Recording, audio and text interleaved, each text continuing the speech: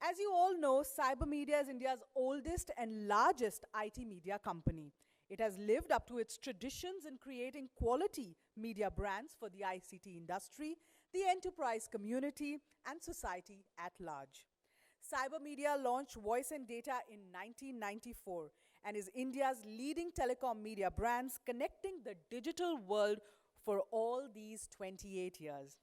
Since inception, Voice and Data has been voicing the major challenges faced by the telecom sector, highlighting the need for policy changes, spectrum, technology, business and environmental aspects, and many more. Voice and Data is organizing its fourth edition 5G conference under the flagship brand Telecom Leadership Forum, and the theme for FY 2022 is 5G and the future of mobile data. As you all know, 5G will disrupt the traditional digital mobile markets and applications across sectors. The upcoming 5G services will have the potential to create new age businesses, generate additional revenue, provide employment rising from deployment of innovative use cases and technologies. Post the auctions of 5G spectrum ecosystem, we will see new network plans emerge thereafter. It is expected that the mid and high band spectrum will be utilized by telecom service providers to roll out of 5G services capable of providing speed and capacities which would be about 10 times higher than what is possible through the current 4G services. As this conference to be held in person after more than 2 years, policymakers, telecom ecosystem, technology companies, enterprise users will meet and discuss on the latest challenges faced in the 5G deployments. They will extensively discuss the 5G rollout, global and India-relevant 5G use cases, strategies and network operators, policy decisions, and many more. I would now like to take a minute to express my gratitude towards our partners and industry associations whose constant support helped us to bring to you this fourth edition of TLF 5G conference.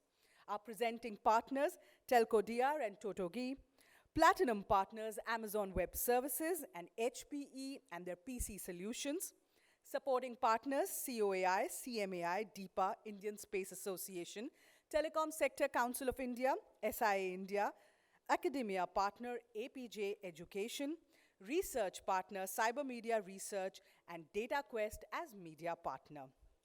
To start the conference, I would like to invite Peeyush Vaish, partner and telecom sector leader, Deloitte India, speaking on 5G industry trends and forecast. Peeyush is a partner and telecom sector leader for Deloitte India.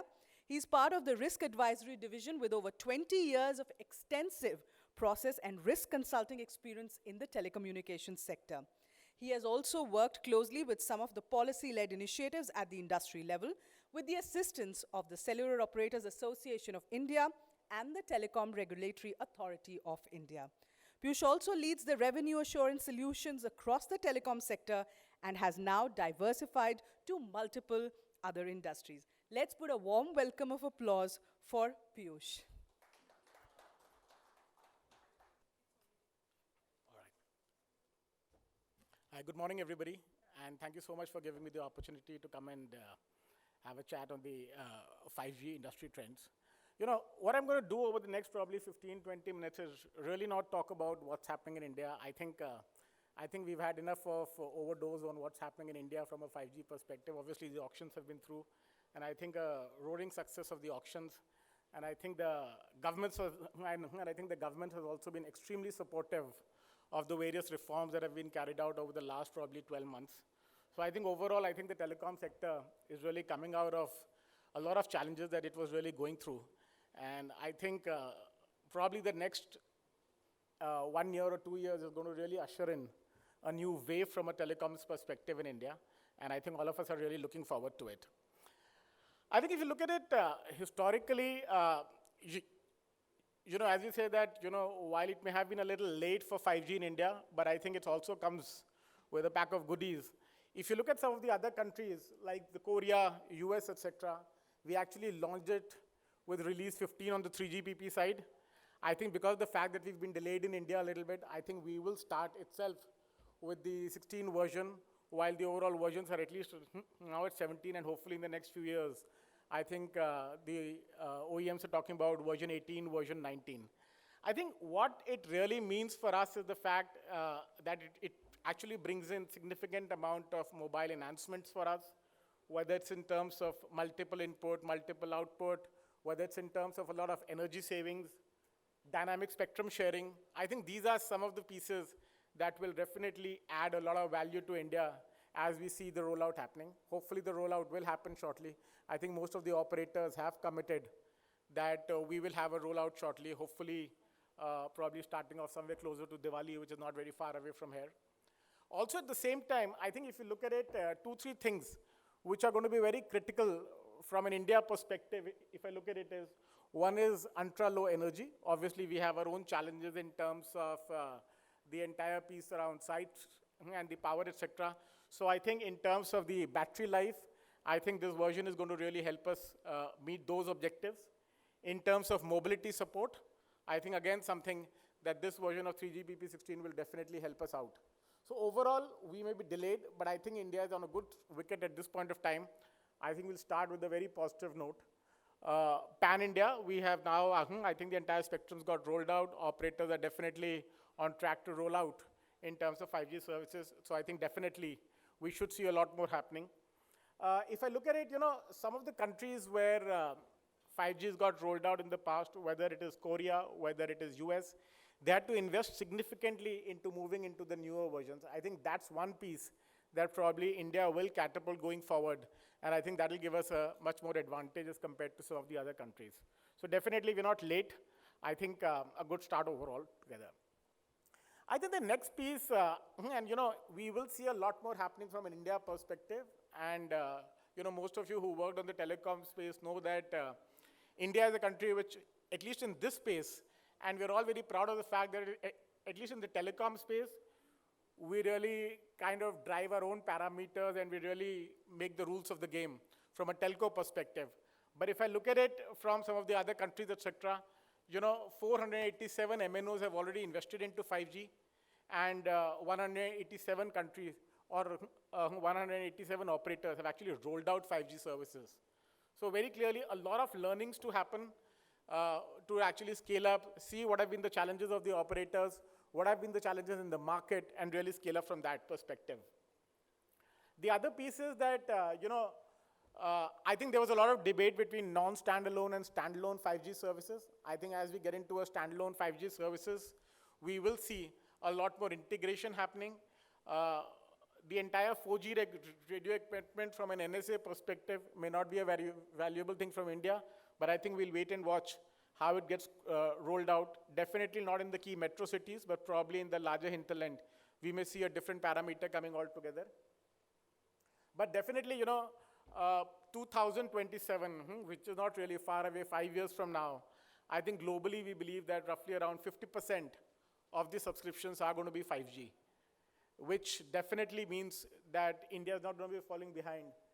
And if we're able to meet this entire challenge on the low-cost devices, I think we should see a 40% subscription from a 5G perspective in India as well by the time over the next 5 years. So definitely a large-scale population in India will be going ahead with 5G.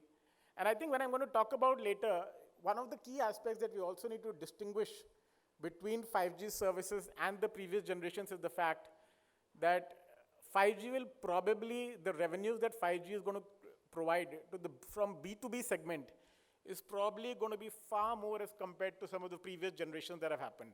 So I think one of the key elements that we need to clearly bifurcate is that we're not only looking at a B2C segment from a 5G perspective, B2B is going to be very, very significant in India. And with these new versions, whether it is 3GPP, version 16, etc., I think the entire B2B model is going to be a far more aggressive model as compared to what we've seen from a B2C perspective in countries like US, in countries like Korea, in countries like China. China probably has one of the largest 5G subscriptions, after, and then probably tailed down by US and Korea, etc. But China definitely leads the market from that perspective. While we've seen a lot of increase in the commercial devices, but I think that's the market that is going to significantly grow over the past, probably over the next 6-8 months.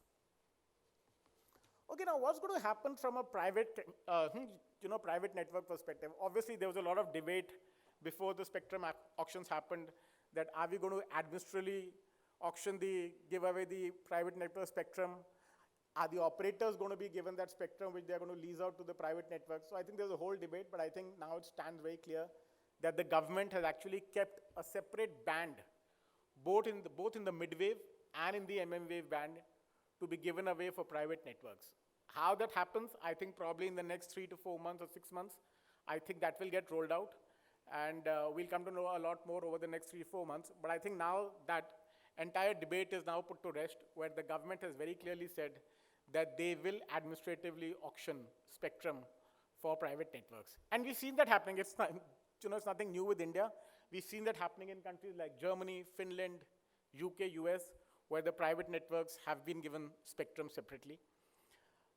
What's going to happen with that is the fact that B2C and a significant amount of B2B will remain with the operators, but the private networks will also catapult the entire piece on growth story. So what we believe is that probably the private network story will be really driven by India. Once the entire auction happens on the private network side, I think a lot more use cases will come up from India, and we'll see a lot more happening from that perspective. Obviously, the 3300 and 3600 megahertz and the MM-wave band has been kept separately for the private networks, and we definitely believe that it's going to catapult the same. Commercial launch, obviously, the government had released trial spectrum, and most of the operators have done a kind of a trial across 13 cities, and definitely we believe that these are the key cities that are going to get launched in the beginning, and then obviously a pan-India rollout is going to happen. And I think one of the key reasons for that, which is going to be more commercially viable, is also the fact that we still probably need to work a lot more on mid-band or kind of a low-cost 5G devices. So I think with the initial launch in the larger cities, I think it's going to definitely help and probably reduce the gestation period also for the operators. I think they've paid a significant amount of money, and I don't think anybody can afford to have a longer gestation period in today's time. So I think that's also going to help us out. What's also going to be very critical is the fact that from a B2B enhancement perspective, I think while we will have 5 billion worldwide subscribers, only 10% machines are really wireless. So I think from that perspective, this growth from a machine to machine and from the entire IoT perspective is going to be very significant. And I think B2B business, as I said, will definitely drive the market here. And India will create the rules of the game definitely for the B2B segment. But I think hopefully, and we've got all the operators sitting here, I think we'll hear more and more in terms of the launch over the next 5-6 hours. But I think definitely we are in game for starting off very soon. The second thing is, we've heard a lot in terms of what are the sectors which are going to really drive the growth in this market from a B2B perspective. And, we've talked about healthcare, we've talked about utilities, we've talked about other sectors and so on and so forth. While some of the reports say that in India itself, while the mid-band is probably going to contribute 300 billion over the next 5 years, I think the MM wave will again contribute not less than half, which is $150 billion. And I think some of the key sectors which will really drive, and we're seeing some tools coming out of that, is probably in terms of the manufacturing space, in terms of the retail, and obviously in terms of transport and logistics with the entire e-commerce industry bubbling in this market. Healthcare and some of the other spaces, while there's a lot of buzz around it, we believe that it's still a little far away in terms of getting to where we aspirely want to get to from that perspective. But I think manufacturing space, retail space is definitely, because it is definitely a larger economy in India, and we'll see a lot more happening from that perspective. And we've seen some of the use cases coming up with some of the large brands like an IKEA or a Walmart or some of these automotive companies, etc. So I think this is definitely a space to work on. The other thing which is a very interesting thing that's coming up is the fact that, historically we've had the OEMs who've had a lot of dominance in this marketplace. We believe that what's going to happen is that because of the fact that you have open networks, you've got virtualization, you've got new players coming into the market, the dominance of the OEMs will probably not be as strong as it was, and the price that they used to command in the market will probably go down or taper down a little over the next couple of years. I think operators and new technologies that are coming up in terms of Open RAN, etc., where you'll have white boxes being installed, I think that's going to definitely probably taper down the cost and over a period of time. And that's what we're seeing globally and probably India also, where this is one aspect which will definitely start to taper down in India. It's not that the large OEMs will not have a larger market share in this place. They will definitely have. But because of all these white boxes, because of open RANs, etc., that will definitely see a lot more going down. And again, something that a lot more is going to get driven out of India from the market. And India will set up a lot of use cases which are going to be globally tenable from that perspective. Now, obviously, we've had a situation where, video has been obviously one of the key things from a B2C segment perspective. And today, probably in India, roughly we have around 18.4 GB of usage from a data perspective every month. Because of the fact that once 5G gets rolled out, and we may be a little behind from a 5G perspective with some of the other countries in North America and Western Europe. But I think what's going to happen is this entire high-speed broadband from a B2C perspective will definitely kind of enhance our usage. And we see that India will get to almost 50 Gbps over the next 5 years. And now that's a mammoth amount of usage that's going to happen. And for that perspective, I think data will definitely drive it, and 5G is one of the core elements which is going to drive this entire piece. I think lastly, I think a couple of slides that I wanted to talk about is the fact that while we're focusing a lot on the mobile broadband, I think one of the pieces which is also going to probably drive a lot of growth in the market is this entire piece around massive IoT. We've had cases where, whether it's in terms of NB-IoT or it's in terms of CAT-M, I think those are some of the other areas, other streams of connectivity, which is also going to get a lot of traction. We've seen that, Wi-Fi 6 coming into the market. We've seen MIMO technologies coming into the market. So the way we connect the entire ecosystem through those IoT devices is not only going to be through a broadband networks, it is also going to catapult through a lot of other spaces, which is going to really drive. So whether it's in terms of smart cities, whether it's in terms of connected buildings, it's not only going to be through a wireless broadband or what we're talking about. There's going to be a whole lot of other technologies which are coming into this marketplace, which is again going to get driven over the next 6 to 8 months or probably a couple of years. Last, I think, before I wrap up, we've spoken about various technologies that are going through the phase. We've talked about enhanced mobile broadband, which is largely a B2C space where we've got augmented reality, we've got a significantly premium mobile experience coming into play. At the same time, on the second side, we've got improved connectivity through machine to machine. And that's where I talked about a Wi-Fi dual band. All of us have Wi-Fi 6 at our homes. We've got the entire improved latency coming in through. You may have you may have 5G boxes being kept at your homes and get rid of the broadband where probably the fiber connectivity is not so good. And last but not the least, obviously, ULLC, where ultra-low latency is going to help us out to be able to connect. So I think overall, I think a very, very good story over the next 12 months. I think we've had our own challenges over the last probably a few years, but I think thanks to the government also for really taking the right steps over the last 12 months to make sure that now we're on the right track. And I think for all of us, I think the sector looks very bullish over the next 12 to 24 months. Thank you very much. Well, thank you so much, Peeyush. Can I just request you to stay on stage for just a minute? And I would now like to request Ms. Danielle Royston, also popularly and fondly known as DR, to present a token of appreciation and memento to our opening keynote speaker. Ma'am, can I have you on stage? Danielle Royston, CEO, Telco DR, and Acting CEO, Totogi. Please. Can you move to center of the stage, please?